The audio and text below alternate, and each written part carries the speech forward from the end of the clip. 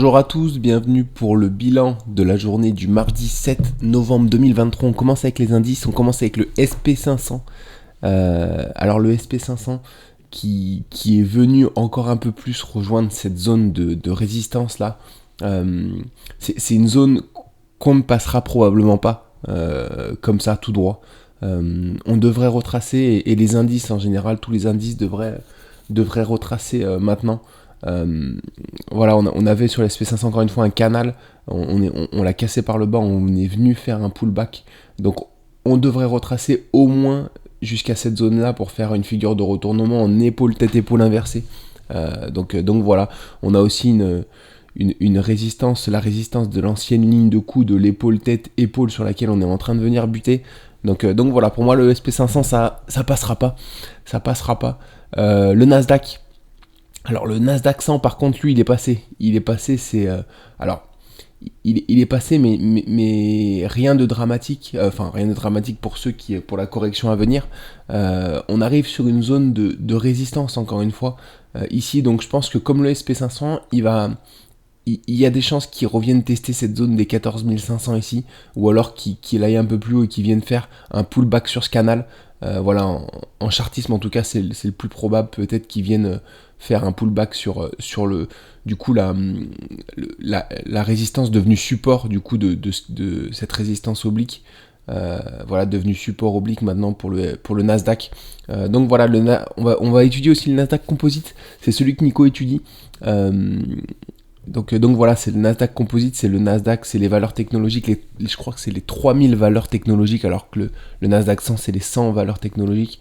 Donc voilà, le Nasdaq Comp, on arrive sur la zone de résistance par contre, on devrait venir être rejeté jusqu'à au moins cette zone là. Donc voilà, un peu plus clair du coup pour notre scénario en tout cas pour le Nasdaq Comp. Donc voilà, pour les indices, alors le GEDO qui est le mix de tous les indices, on arrive également sur une zone de résistance importante. Ici on est déjà repoussé sur cette zone, donc voilà. Également on a pour objectif cette zone là pour le GEDO. Pour les indices européens, pareil, on a déjà commencé à être repoussé sur cette zone. Sur le canal descendant, le DAX a été repoussé déjà un petit peu hier, même si on a fait un petit rebond. Le CAC 40, pareil, il est venu buter sur sa zone de résistance ici. Donc voilà, encore, on a une convergence de résistance un peu sur tous les indices. Donc c'est ça qui me fait dire que maintenant c'est le moment de corriger encore un peu plus pour les indices européens et de commencer à corriger pour les indices américains. Donc voilà, en tout cas on va suivre ça. On peut toujours se tromper, mais vraiment je pense qu'il y a peu de chances qu'on parte tout droit vers le haut. Donc c'est pour ça qu'aujourd'hui on va focaliser sur des shorts, sur des paris à la baisse, et on va calmer les paris à la hausse. Ça fait déjà 2-3 jours qu'on le fait depuis cette semaine, donc on va continuer à le faire. Donc voilà. Alors du coup pour la perf d'hier, car avise budget, alors on l'avait pris tout en bas, celle-ci elle a fait une belle perf, hein. On l'avait pris ici sur le retournement ici, on voit qu'on a un triple bottom. Il y avait un retournement magnifique en 1 heure ici, on a été déclenché, on a eu la chance de faire un gap haussier directement. Voilà, et là hier on est venu être sorti on a été sorti au R4,5, donc ce qui nous fait une belle perf.